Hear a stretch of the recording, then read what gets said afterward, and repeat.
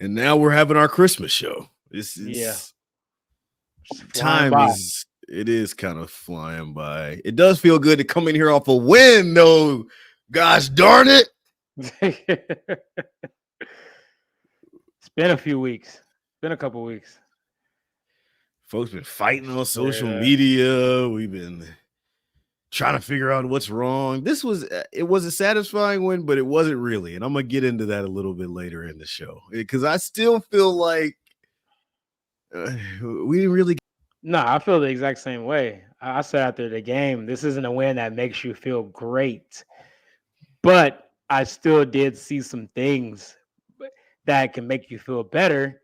But also, you saw a lot of the same things that we've been seeing all season long: drops, leading the picks, untimely penalties, just the continued self-inflicting wounds. And despite all of that, they still did score 27 points against a pretty good Patriots defense. Now, this is not a good Patriots team, but that unit is pretty darn good still. So to put up nearly 30 against them is something you could take away. Something you could take away, and you can be like, okay, that's somewhat of a building block moving forward, because you're not going to play nearly as good of defense this week against the Raiders.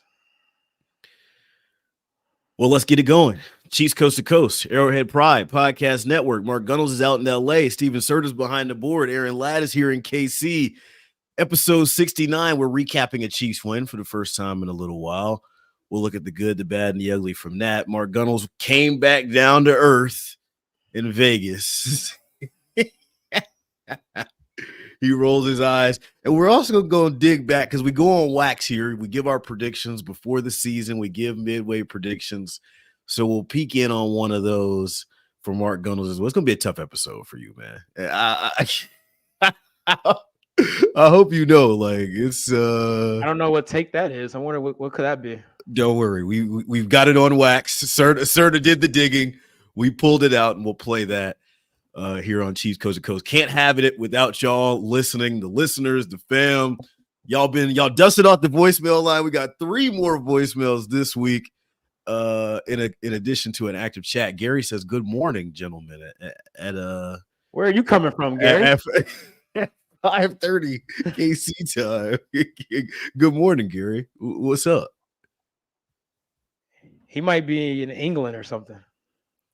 Actually, Serta, if you have the really quick voicemail, just so that we can show people that we playing these voicemails on the pod, we want y'all tapped in with us 5:30 KC time on Tuesdays when we record. There's a real quick one. There's a short one. Can we play that one right now? You guys are doing really great. The Chiefs are one of the best teams ever, and just keep up the good work. See ya. Hey. Obviously, the person hasn't been following your Vegas segment this year. Well, it sounded like that was a kid. We love the kids, right? It's not like that was a younger Chiefs fan. So shout out to them, man. That person's not 18 or older yet. They don't think so. They don't live on the Kansas side. I feel very comfortable saying they are not 18. That was a little lighthearted one. We want y'all to leave y'all names if y'all can, but if not, appreciate the voicemails. 816-514-1267 is the line. We'll play 2 of those later in the show, but let's first start off with our Chiefs recap. Mahomes avoids, throws. He's a magician. Chiefs recap. All right, 27-17, the final from Foxborough. This game got flexed out and really deserved to be after the 4 quarters that we watched up there in New England. Not a satisfying win, but the Chiefs get it done. My first note here, let me go in a little bit of reverse order because I want to give this guy, I want to start with some good news. I feel like every time we hop on the pod, we start with our recap. There's always some negative. Let's give some flowers to Clyde Edwards-Helaire, man. He was called on in short duty. Isaiah Pacheco had the scope surgery, whatever. He's down for this game. Clyde Edwards-Helaire gets his number called and shows up in a big way. 4 catches on 4 targets, 64 yards. And, of course, the outstanding touchdown catch. That's in the receiving game, but in the run game as well, he was effective. 13 carries, 37 yards, longest of those being for 20. I thought Clyde did well. It's been a tough spell for him. We've got on this platform and talked about him and being the guy, the odd man out. Why didn't he go to the parade? Why didn't he go to the White House stuff? He's talked about wanting to rewrite his own narrative. Mark, he rewrote his narrative here. And yes, Isaiah Pacheco comes back, but I said this from the beginning, Clyde would have a role in this team, and he showed it. It only just took till week 14 or 15, but he showed it. Yeah, I mean, in this game, we didn't get much from the running game, only 37 yards, but he did have that 120-yard run. But outside of that, pretty much nothing. But in the passing game, he had that big screen pass that went for almost 50 yards, and he showed a lot of agility on that one. And he's been looking pretty spry the last month or so. Last year, I know he was dealing with some knick-knack injuries and stuff like that. He just like he was running in mud. He looked like he had builder blocks for shoes. Like there was no burst, there was no spark, no juice at all. But that hasn't been the case this year, man. So you definitely have to give him credit. Now, how much is this is contract year stuff? The good old saying, the contract year is undefeated. Fifth-year option was declined, yes. Yeah. So not only is he playing for right now, he's looking for that second contract, whether it be here or elsewhere. I think the latter is still more likely at this point, but who knows? But yeah, man, you got to give him credit. And how about him telling Patrick Mahomes throughout the week, just throw it up to me, man. I'm not gonna drop it.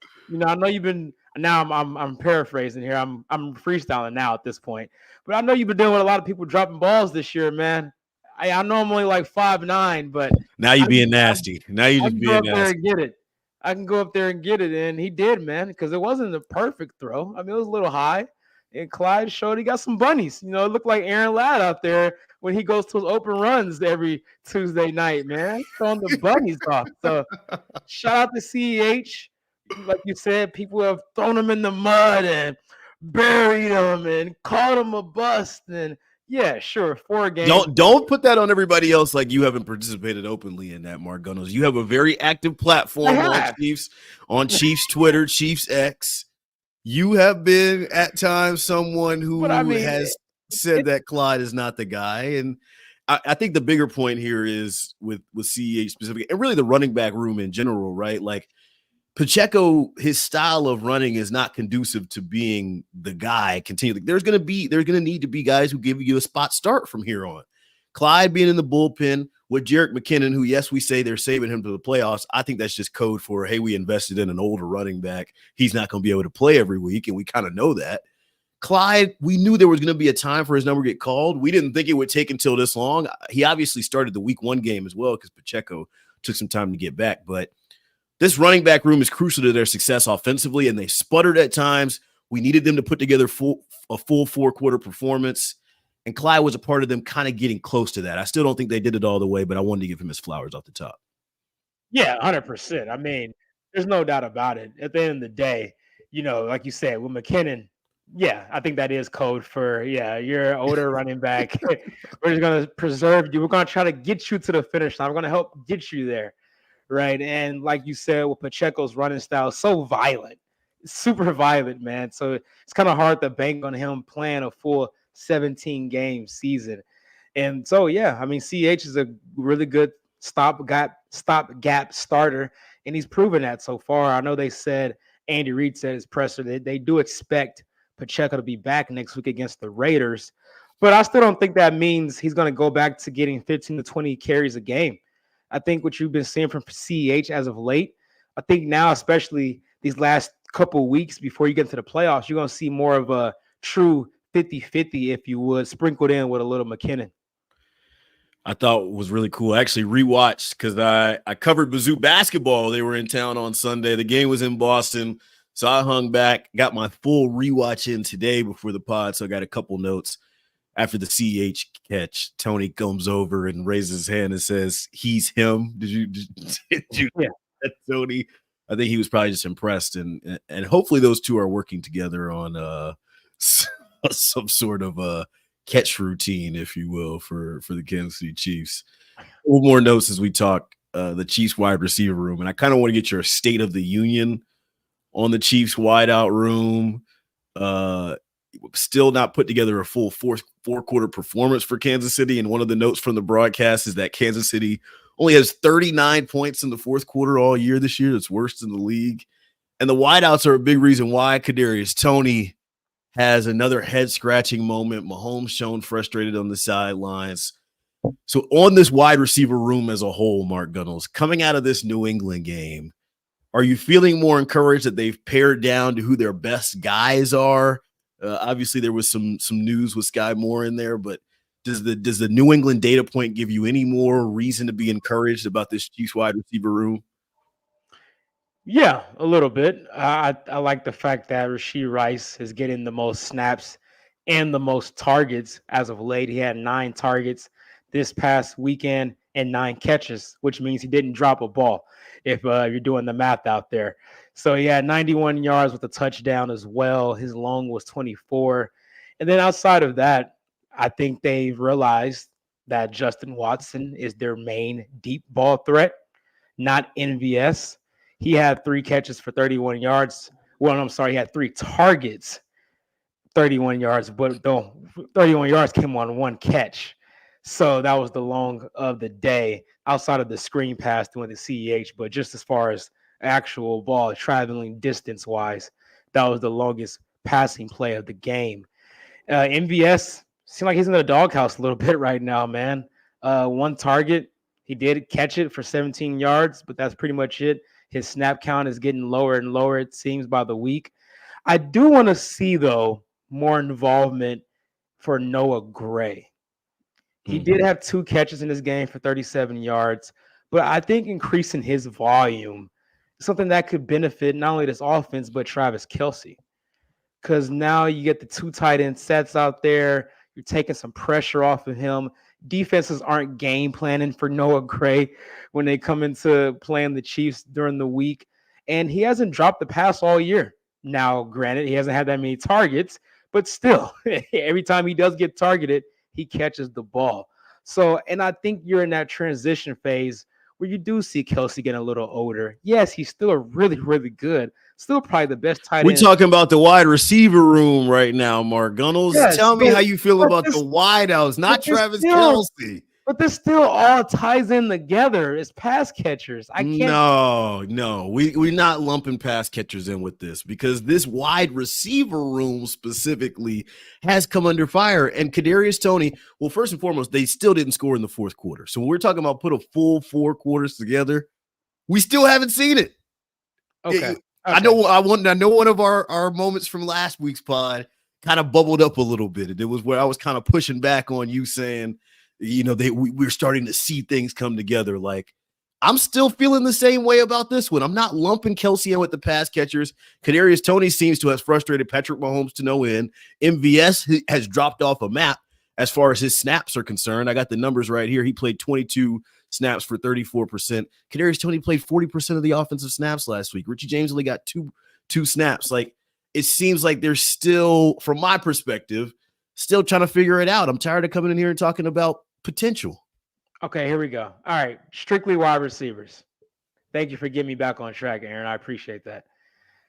So, to me, the big elephant in the room is obviously Kadarius Toney. I'm not completely out on him yet. Maybe I'm just being bullish. Hey, I can admit that. Because I still believe when he does have the ball in his hands, which has still been a problem because when he doesn't catch it, but he still is super dynamic when he does have it in his hands. And I still think there is a world where you're going to need him to make a play or two in January. I do believe that, and not just a punt return like you saw in the Super Bowl last year, because you don't have a Juju, a veteran guy that you can rely on down in and down out. Now, I know Rashee Rice is coming on along, but he still has a lot of drops as well. He's playing really good, but he's still up there in drops too. So I do think Kadarius Toney will still be in the rotation. Maybe his snaps go down slightly. But the fact that Sky Moore, I know we're probably going to get into that, but this is a big part of this wide receiver room conversation. The fact that he's done for the season, well, the regular season, but I'm pretty sure he's probably not going to play in the playoffs, I would imagine at this point. He's probably done for the year in general. I think that opens up a door for Richie James to get more involved. And that's the guy that we talked about for several weeks. that is a real NFL receiver. I mean, he has 600 yards last year. I know it's not that much, but for crying out loud, that's a lot for this receiving room. And he did it with the Giants out of all teams, with Daniel Jones at quarterback. So I do think, and Andy Reid alluded to it a couple days ago or yesterday, recording on Tuesday on his press conference about, yeah, that's on me. We do have to get him out there a little bit more. He only had 2 snaps, I believe, Sunday against the Patriots. So I do think now you're taking away Sky snaps. You're going to have to force Richie James in there. Tony's still going to play no matter what Chiefs Kingdom wants or not. He's not going to get just completely outed. And what about Justin Ross? I know he hasn't played in feels like forever, but they did just activate him on the 53-man roster. He is a guy that brings something, at least from a physical standpoint, that this receiver room does not have as far as a jump ball capable type of guy. So do you insert him on just certain packages? Yeah, I'm not expecting him to know the whole entire playbook and all the positions and things like that. But I think you can dumb it down to where, okay, we're comfortable with you on these 10 to 15 plays a game. We'll put you out there, just perfect these, and we'll roll with the punches there. Yeah, I don't know how many times we could come on here and tinker and mess around and say, oh, they can do this and that, and they need to do this and that. And the elephant in the room is that this is their fatal flaw this year, is that they don't have the talent inside that room to be able to contend. Like they're going to have to, if they do ultimately, and I'm not ruling anything out. Obviously, we've seen Patrick Mahomes do a lot more with a lot less. But if they win another Super Bowl this year, it will be in spite of the wide receiver room, not because they figured it out and something happened. Like we've seen enough football to inform us on that. I disagree with that, because figuring out, it's not like we're asking them to go out there and be all pros. We're just asking for the simple things, like just catching the football. I mean, they're professionals. They know how to catch a freaking And you football. think that's something they're going to dust off right before Christmas? Maybe Santa will have it in his sleigh this year, and Kansas City will be able to figure out the simple stuff. I think they can reduce it from a historical rate. Yes, I do. I think they can. Let's give Rashee Rice some flowers, because he's inside that wideout room and just set a rookie record, 7 touchdowns on the year with that little shovel from Jerick McKinnon on the very fun, intricate play with Mahomes in his 3-point stance, whatever. Rashee Rice gets it. Cool moment there. And he's been a guy that they can depend on not only this year, but I think going forward. We talked about Mahomes' frustrations and kind of him showing more so being that guy, not being that guy, because I think these have been isolated moments mostly, but his frustrations with the offense overall. I think this is something that I always send in the group chat, right? What should we talk about today? And Serta mentioned it, and this is something that we talked about last week too.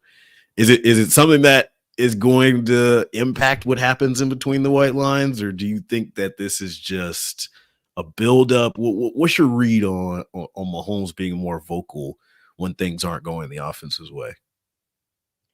I think it should have set an alarm to everybody in the locker room. The fact that he normally doesn't act like this, right? Like he's always the clean cut, never shows super amounts of frustration unless you're trying to take him out the game, right? Which is just more of a personal thing, not frustration with his teammates.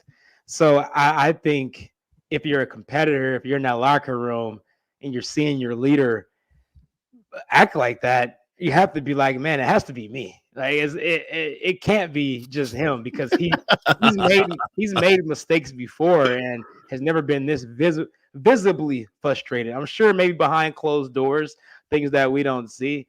But as far as like on the sidelines, the lip readers are out there, so we know what he said this past Sunday.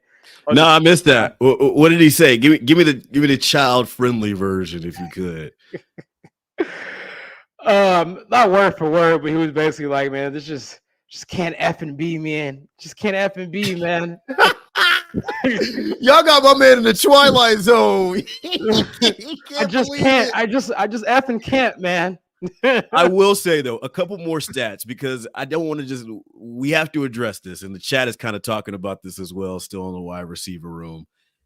Kansas City has the lowest contested catch rate of any wide receiver group in the National Football League. I don't know who they sourced on that, but that was from the Fox broadcast. But also kind of the opposite coin of this, and another reason why it's so frustrating is because it seems like they can turn it on when they want to. The 2 minutes right before halftime, this is another note from the broadcast, 81 points for Kansas City's offense in the 2 minutes right before halftime, best in the league. It's like they have stats that show that they can score, and then they have stats like the fourth quarter stat from earlier with the lowest scoring offense in the fourth quarter all year long. It's like, which one is it? Andy Reid said in one of his newsers last week, it's like we're getting yards, but we're not getting points. It's just like that to me is not sustainable.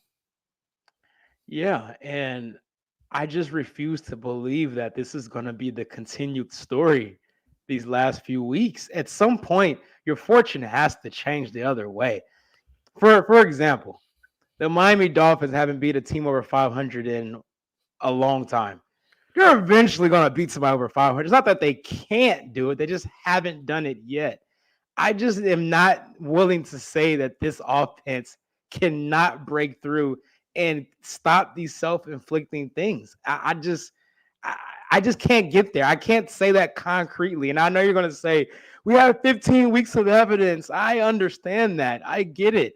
But it's, at the same time, man, it's like one or two plays. An MVS drop against the Eagles, you win that. Like, it's just, they're so close, Aaron. And I know you're tired of hearing it. I know Chiefs fans are tired of it. They're so close, but they truly are.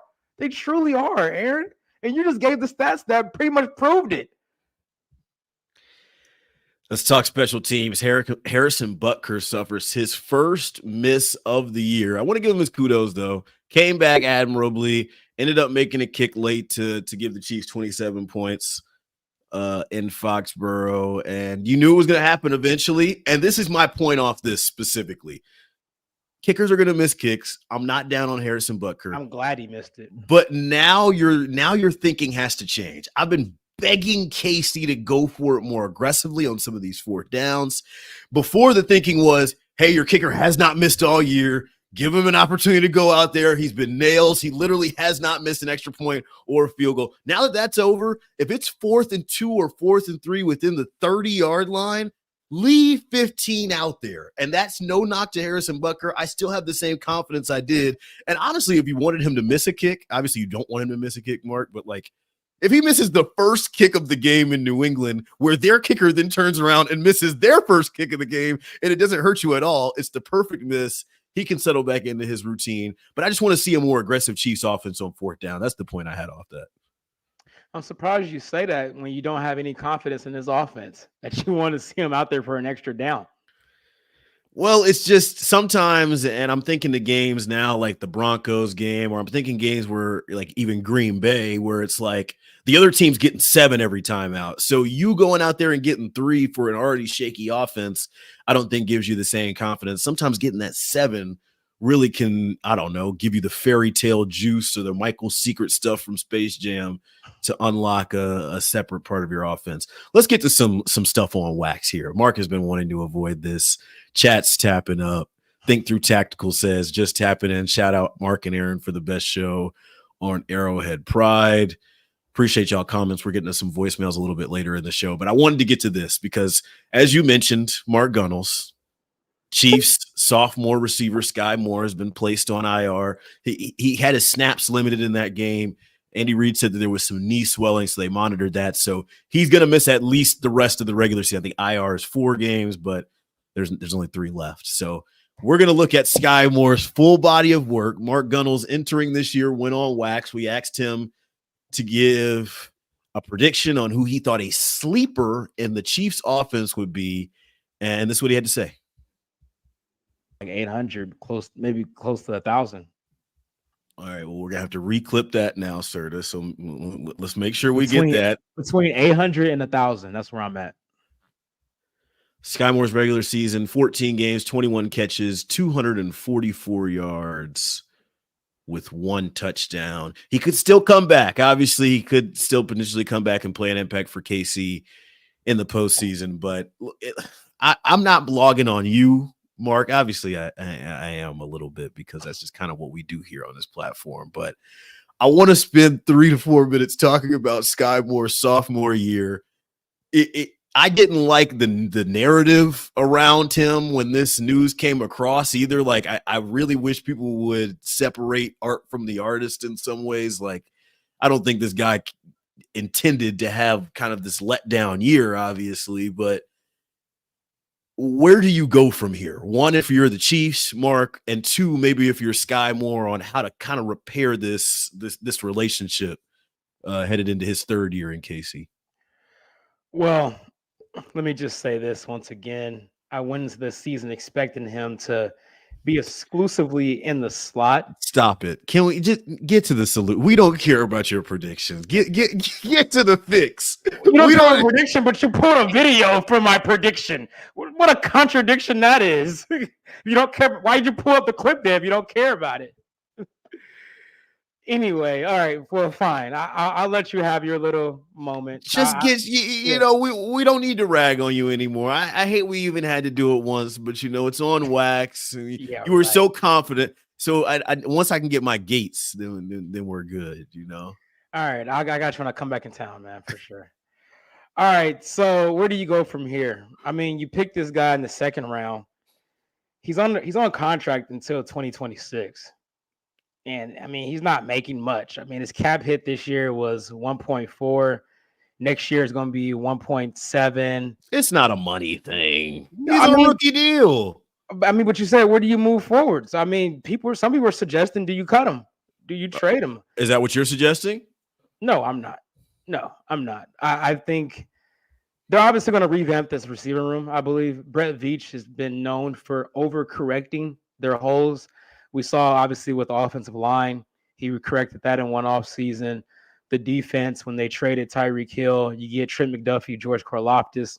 So I think this year's mission is the receiver room. Despite if they win the championship or not, I think that is still obviously an area of weakness that they need to address. There are some veteran receivers out there. I liken a guy like a Mike Evans, maybe a Keenan Allen. You bring in T. Higgins, his price just went way up after this last weekend, too. Yeah, you ain't getting him for the cheap no more. Nah, and I don't think the Bengals are just going to let him walk. I think, if anything, it'll be like a tag and trade situation. And there's no way they're trading him to Kansas City. So that's a pipe dream at this point. But I think in a perfect world, you bring in a veteran receiver, a established number one, like a Keenan Allen, Mike Evans type guy. You have Rashee Rice as number 2. I know we love Rashee Rice, but I think he's better suited right now as being a great number 2 option. And then you figure out the rest. I think Sky will still be in there. I think he'll still be in the top 5. You got to see what you're going to do with Tony. What are you going to do with Richie James? MVS, you can get out of him after this year. I think he's gone. So I still think, considering how cheap he is, I think he's still going to be around as like your 5th or 6th receiver next year, because it's like, why not?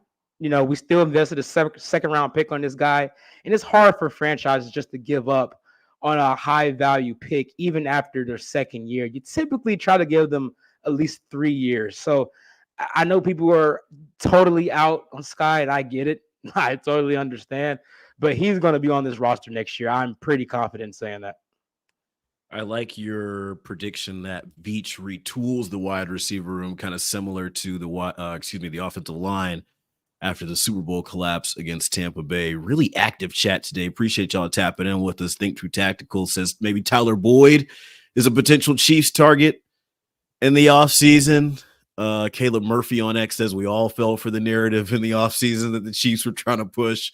You also pushed the Kadarius Toney wide receiver 1 narrative as well, Mark Gunnels. Like, I think we're kind of letting you off a little easy with just the Sky Moore, because you really had this offense as like something that still hasn't come to fruition. I did. I was totally in. I mean, I thought this is a very deep room. We were having conversations if just Dorosky even make the roster. I thought that was a sign that this is a pretty deep room. I really did. I thought Sky Moore year 2 was going to take off. I thought Tony, I know he had injury concerns, but I thought he would be a more featured part of this offense. And none of those things have happened. None of those things have happened. And the least likely guy, especially we're talking about rookies, never played well under Andy Reid. Rashee Rice is clearly the best receiver. I did not envision a world where that would be possible.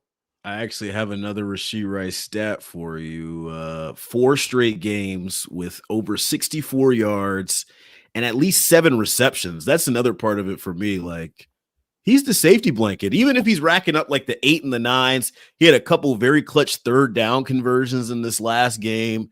Barmore for New England was extremely disruptive, had a couple of snaps where he got the better side of Trey Smith. And there's Rashee Rice coming back to the ball, doing the scramble drill stuff, wise beyond his years for sure, and someone that, as Matt Derrick, friend of the show, posted on X, is someone that I think Kansas City will try to retool this wide receiver room around. Like, he's not going to be just a piece of the pie, but they're going to try and get pieces that fit along well with him and synergize with what he likes to do. Let's just get right into the Chiefs preview.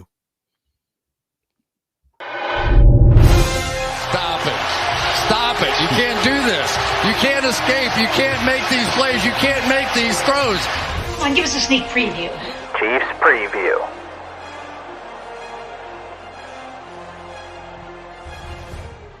Christmas Day game, man. You gonna be there?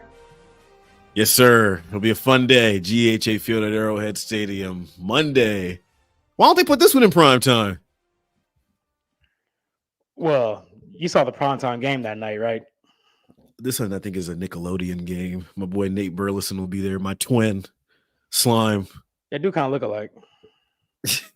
Yo, when I first got to KC and like I was walking through like Arrowhead tailgate lots and people were drunk and stuff, like that was the go-to. That was literally the game. Oh, Nate! Nate! Hey! And then one day, Nate and I did a clip. Have you ever seen that clip before? No, I don't think so. This is when I missed the spaces because we could just throw stuff up on the the jumbotron.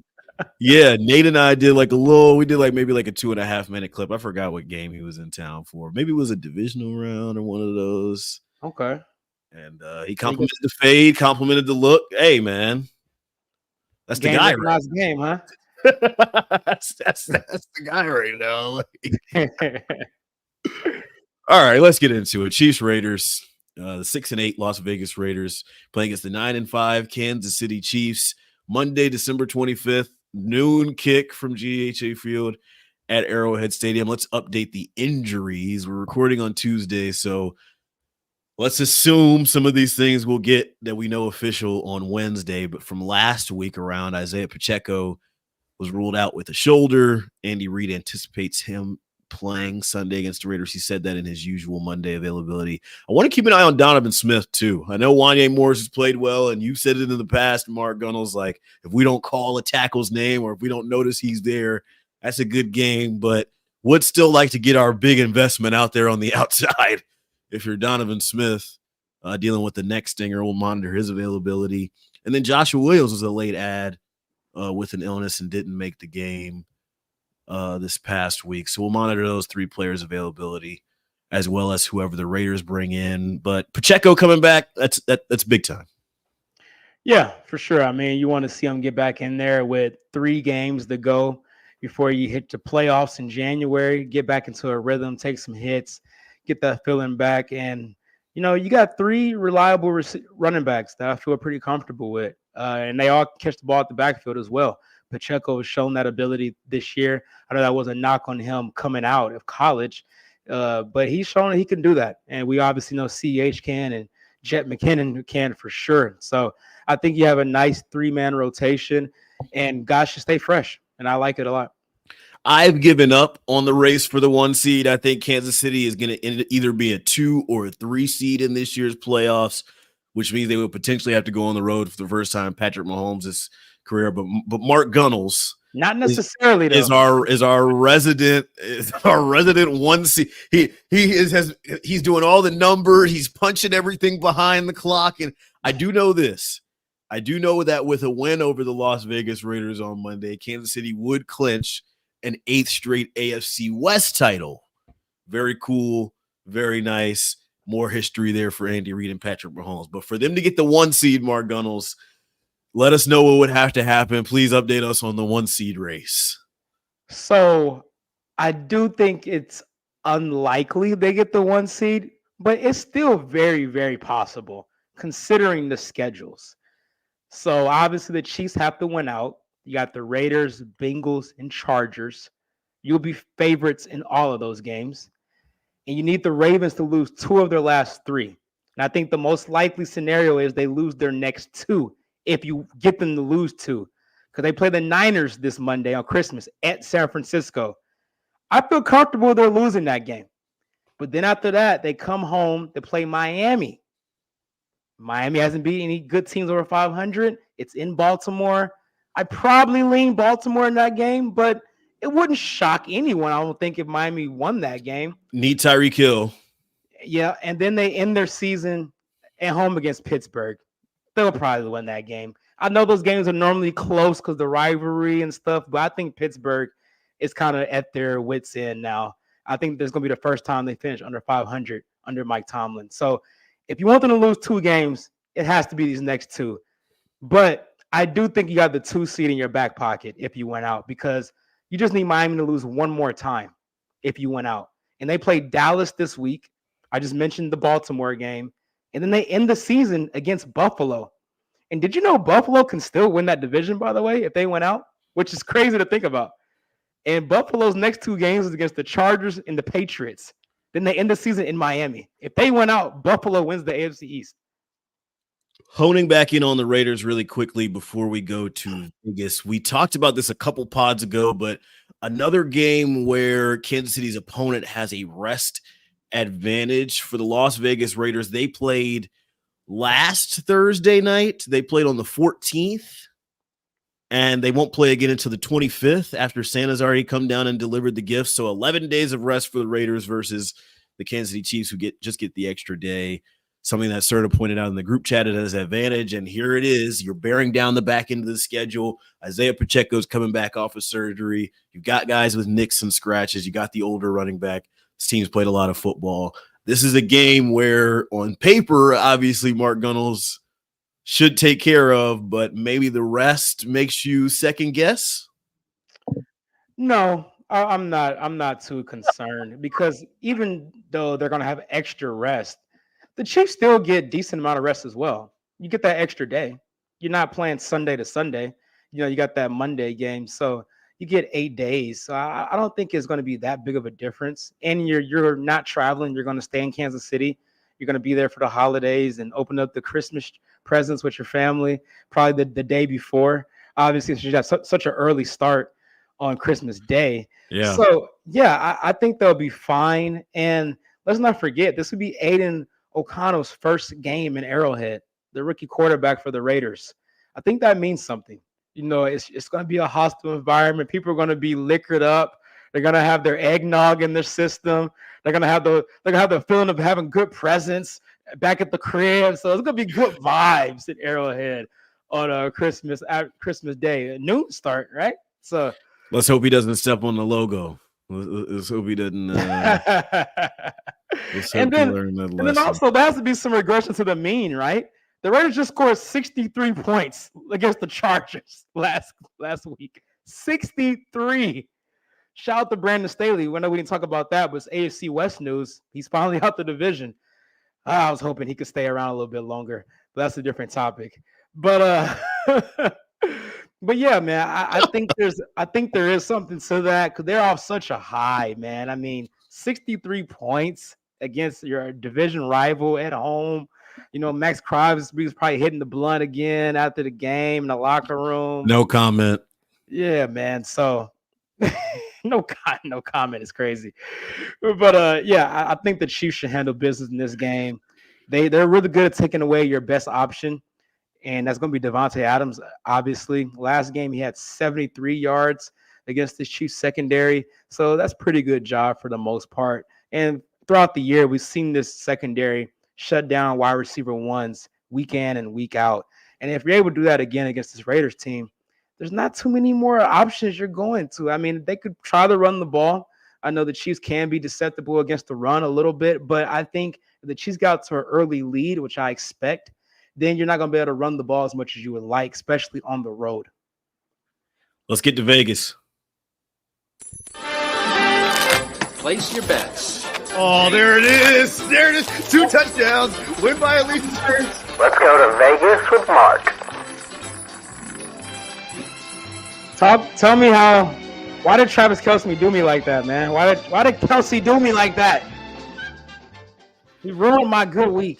He kind of had a nightmare red zone sequence. Like they went to him 3 straight plays. The first one was the touchdown that kind of dropped, but they kind of pointed out on the broadcast, right? It was one of those where he knew the hit was coming. So it was kind of like he got alligator arms for a second. Then they go shovel pass inside that didn't really work. And then he kind of flopped on that last. It just didn't. It hasn't looked as fun for Travis Kelce this year. And it hasn't looked as fun for Mark Gunnels in Vegas either. He went 1-2 last week in his 3 plays. The hit was the Chiefs spread, had it at 9.5. Kansas City only hit that. 5-10. Kelce anytime touchdown and under 37 total points were the misses. So 1-2 last week, 15, 26-1 for the year. Not enough time to get back to 500, but still some moral victories. I still got playoffs. I can still have 4 games in the playoffs. I'm just saying. Don't say there's no chance because we still got playoff plays as well. So you can't forget about that. Well, it's unlikely. I'll just say that it's unlikely for Mark Gunnels to make it back to 500, but you never know. The road to 500 could start right here on episode 69. Mark Gunnels has 3 plays for us. Take it away. All right, I'm going back to the spread. I love it. I know it's 10, but I really think the Chiefs are going to put it on the Raiders in this game. Chiefs minus 10. Like I mentioned before, I think they get out to an early lead in this game. I think Aiden O'Connell throws a pick or two at his first game in Arrowhead. It's going to be the loudest environment he's probably ever played in. So, yeah, I like the Chiefs to get out of there early Christmas Day. It's going to be a fun day for Aaron Ladd at Arrowhead while he has a Santa hat on. It's going to be all smiles, man. They're going to be smiling in the fourth quarter. I'll tell you that right now. You're going to see Mahomes and company smiling in the fourth quarter. So, remember I said that. Second play I got here. Speaking of Mahomes, I'm taking his over on passing yards. Right now, I got it at 269.5. I wouldn't be shocked if he throws for 300 in this game. We saw last week he threw for about 280. I think he's getting more comfortable. I like the screen game. I think you get one of those cheap plays again where you get a guy scamper out for 30 to 40 yards. And I think all in all, if you can just block Max Crosby, he should have time in the pocket. He should have a lot of time in the pocket in this game. They don't have many game records outside of him on their defense in general. So I do think he spreads the ball around in this game and throws the ball around a lot. I think it should be pretty fair weather from what I looked there on Christmas Day in Kansas City. And then my last play here, I'm going to the other side on the Raiders. I got Devontae Adams. I was talking about how this secondary holds number 1 receivers down. So I'm going to go 10 toes on that. I'm going to go the under on his receiving yards at 70.5. I think you see him around that 50 to 60-ish range. He only had 73 against them last time, which would have been cleared this number. But that game was at home. It was in Las Vegas, and he barely cleared 70 yards. So I think in Arrowhead, like I said, I think the quarterback struggles in this game, and I think they lock up Devontae Adams. So those are my 3 plays. Chiefs minus 10 on the full game spread. Patrick Mahomes over on passing yards at 269.5, and Devontae Adams under on receiving yards at 70.5. I don't hate it, and I hope that it gets you closer to 500 because I know that would make you happy, Mark Gunnels. There we go. It's been a rough episode for you, so we'll take it easy for you. How about a 3-0 day for Christmas? That's all I want for Christmas. Yeah, that's all he wants for Christmas. Santa's a 3-0 day, Santa. Come on. 3-0 ticket. Let's get to some voicemails. Very active chat today. We'll try and do as much as we can on the way out of here. I think we got about 10 minutes. How about the Blake Bell voicemail? You got that one, Serta? Hey, what's up? This is Stephen. Blake Bell, this message for you. Listen, next time you're big for nothing, can't be bothered to move up to close on the ball, just stand there, look stupid, and don't even have the audacity to even try to actually tackle the motherfucker.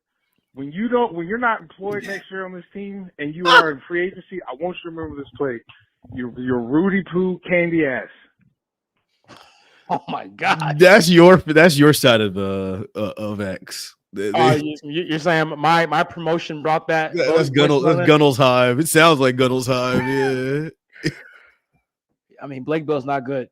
I'll tell you that. You don't think he's good? As a receiving tight end? No. No, not at all. I've actually been very impressed with how much Noah Gray has grown because he was not a great. I mean, for what they asked for, and we got to remember, Kansas City asks a lot of their tight ends, man. Like being a tight end in Kansas City system, you can't just be a one-trick pony. Like you got to be able to block, you got to be able to catch, you got to be an asset in the fullback game now sometimes because they don't have a fullback on the roster anymore. Like, I don't know how much Blake Bell was really supposed to do in that situation. Like Mahomes honestly should have threw it to Sky Moore on the outside. He was wide open. Probably would have dropped it. Let's get to the next. Let's get to the next voicemail. Hey, fellas, it's Joe from New York. I'm calling in because I've been listening to a lot of the Arrowhead Pride podcasts. And one thing that keeps getting repeated is that the Chiefs don't really have much margin for error. And that feels like complete nonsense. The Chiefs have one of the worst turnover differentials in the league. They're one of the most penalized teams in the league. They have the first and third most penalized players in the league. And they're still in every game. Like, that shows you have a pretty big margin of error. You just need to cut down on some of those errors. This is an interesting way of looking at it. I guess when I say the Chiefs have a small margin for error, I'm talking about amongst elite teams. And that's like what I challenged you on last podcast is, yeah, they can make 3 or 4 errors and still beat the New England Patriots by 10, which really should have been 17. But like, I'm talking about when you're playing the Eagles and it's a 3-point game and like Marquez Valdez-Scantling has the game in his hands, like, you're not the margin for error is against teams of their own caliber. Like with 15 back there, you're going to dog walk some of these bad teams because look at who's playing quarterback in the league right now. Look at your next 3 opponents quarterback wise. Like when I say margin for error, I'm not comparing them to teams that they're already better than. Yeah, I agree. And I think in these last 3 games, you do have margin for error against all of them. Now, you may push back on Cincinnati, but it looks like Jamar Chase may be done for the year. He has a separated shoulder. That's a big loss for Jake Browning, their backup quarterback there. So that game doesn't look nearly as scary as maybe it potentially would have been. But it's still your toughest game left. But I still think you can make mistakes in those games. But you don't want to make mistakes anyway because you're heading to the last stretch before the playoffs. These last 3 games, to me, you want to build some good habits. It's not about the opponents you're playing because you're not going to play the Raiders in January. You're not going to play. Great take from you, finally. You're not going to play the Chargers in January. You're going to play the Baltimores, the Miamis, maybe the Buffaloes of the world. And we saw against Buffalo, right? You can't make those type of mistakes against teams like that. So that is where I think the focus is these last 3 weeks inside that locker room. It's not about the opponent. Yeah, we're going to prepare for them, obviously, but it's about us and fixing things that we can control so we're prepared and feel confident come January. Great take from you. One more question on the way out. If Mahomes plays like the Reaper over the next 3 games, is it too late for him to win the MVP? I think so. Yeah, I think MVP's pretty sewed up. He hasn't played well enough to even be in the conversation. Looks like it's going to be Purdy or Dak, which is just disgusting. It doesn't have to be a quarterback every year, Mark Gunnels. Yeah, if it was up to me, it should be CMC.